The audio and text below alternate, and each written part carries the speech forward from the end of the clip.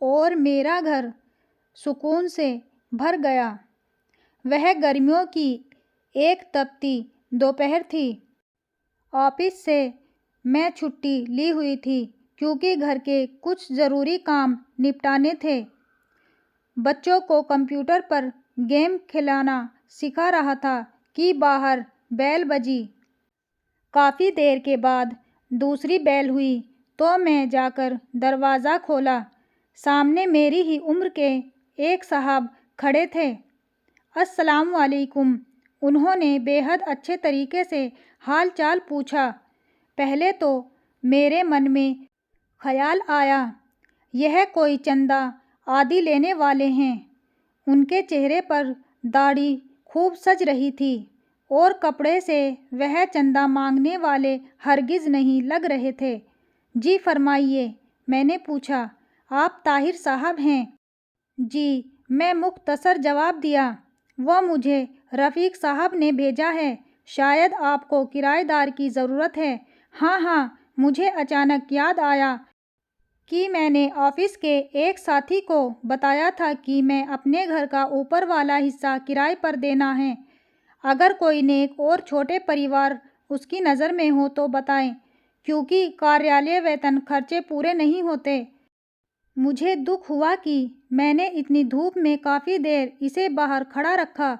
इसे 6 महीने के लिए मकान किराए पर चाहिए था, क्योंकि अपना मकान गिरा कर दोबारा तामीर करवा रहे थे। मैंने 3,000 किराया बताया, लेकिन बात 2,000 से पक्की हो गई।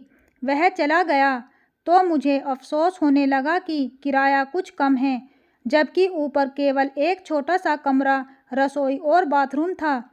मुझे अपनी पत्नी की तरफ से डर लग रहा था कि उसे पता होगा तो कितना झगड़ा होगा, और वही हुआ।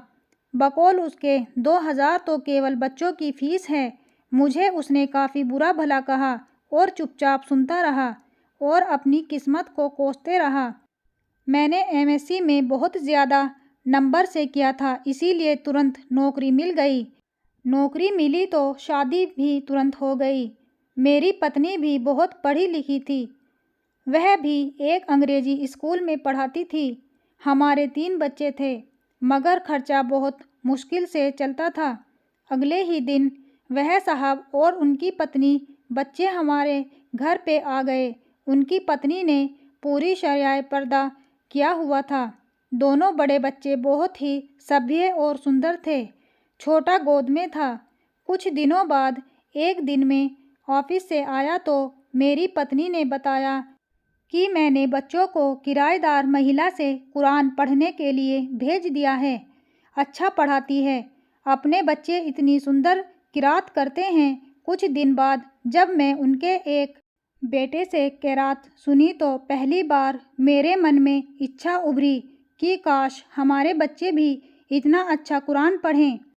एक दिन मैं बाहर जाने लगा तो अपनी पत्नी से पूछ ही लिया कि वह पार्लर जाएगी तो लेता चलूं, क्योंकि पहले तो 2 महीने में 3-4 बार पार्लर जाती थी और इस महीने में एक बार भी नहीं गई थी। उसने जवाब दिया कि पार्लर फिजूल खर्ची है। जितनी रौनक चेहरे पर 5 बार वज़ू करने, नमाज और तिलावत से आती है, किसी चीज़ से नहीं आती। अगर ज़्यादा ज़रूरत हो तो घरेलू उपयोग की वस्तुओं से ही चेहरे पर निखार रहता है। एक दिन मैं केबल पर ड्रामा देख रहा था तो मेरे छोटे बेटे ने मुझे बिना पूछे टीवी बंद कर दिया और मेरे पास आकर बैठ गया। बाबा, यह बेकार काम है। आप अपने नबी हज़रत मोहम्मद सल्लल्लाहु अलैहि वसल्लम का एक कहानी सुनाओ। मुझे गुस्सा तो बहुत आया, लेकिन अपने बेटे की ज़बानी जब कहानी सुना तो मेरा दिल भर आया। यह तुम्हें किसने बताया? मैंने पूछा। हमारी उस्तानी ने। वह कुरान पढ़ाने के बाद आप सल्लल्लाहु अलैहि वसल्लम और सहाबा के बारे में बताती हैं। अपने घर और पत्नी बच्चों के तेज़ी से बदलते हालात देखकर हैरान हो रहा था कि एक दिन पत्नी ने कहा कि केबल कटवा दें, कोई नहीं देखता, और वैसे भी फिजूल खर्ची और ऊपर से गुनाह है। कुछ दिन बाद पत्नी ने खरीदारी पर जाने को कहा तो मैं फ़ौरन तैयार हो गया। वह काफ़ी दिनों बाद खरीदारी को कहा था, वरना पहले तो आए दिन बाज़ार जाना रहता था। क्या खरीदना है? मैंने पूछा। बुर्का क्या? मैं हंसा तो वह बोली, पहले कितने ही गैर शरियाई काम करती थी, आपने कभी मजाक नहीं उड़ाया था। अब अच्छा काम करना चाहती हूँ तो आपको मजाक सूझ रहा है। कुछ ना बोला।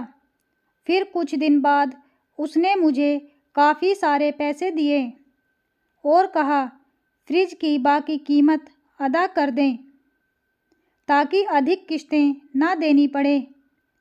इतने रुपए की बचत कैसे हो गई? बस हो गया। वह मुस्कुराई।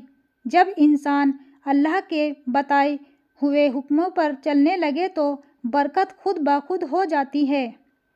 यह भी वो किराएदार महिला ने बताया है। सुकून मेरे अंदर तक फैल गया। मेरी पत्नी अब न मुझे कभी लड़ी न शिकायत की। बच्चों को वो घर में पढ़ा देती है। खुद बच्चों के साथ कुरान तजवीद से पढ़ना सीख रही थी। वह खुद नमाज पढ़ने लगी थी और बच्चों को सख्ती से नमाज पढ़ने भेजा। मुझे एहसास होने लगा कि निजात का रास्ता यही तो है। पैसा और सजावटी आराम नहीं है। सुकून तो बस अल्लाह की याद में है। मुझे उस दिन 2000 किराया थोड़ा लग रहा था। आज सोचता हूँ तो लगता है कि वह तो इतना अधिक था कि आज मेरा घर सुकून से भर गया है। दोस्तों, 1 सेकंड लगेगा शेयर करने में। शेयर कर दें ताकि कोई नसीहत हासिल कर सके। अगर आपको आज की ये वीडियो पसंद आई हो तो प्लीज़ हमें कमेंट करके ज़रूर बताएं कि आपको ये कहानी कैसी लगी। अगर आपको ये कहानी पसंद आई हो तो प्लीज़ हमारे चैनल को लाइक, शेयर एंड सब्सक्राइब करना ना भूलें। मिलते हैं एक नई कहानी के साथ। तब तक के लिए बाय बाय।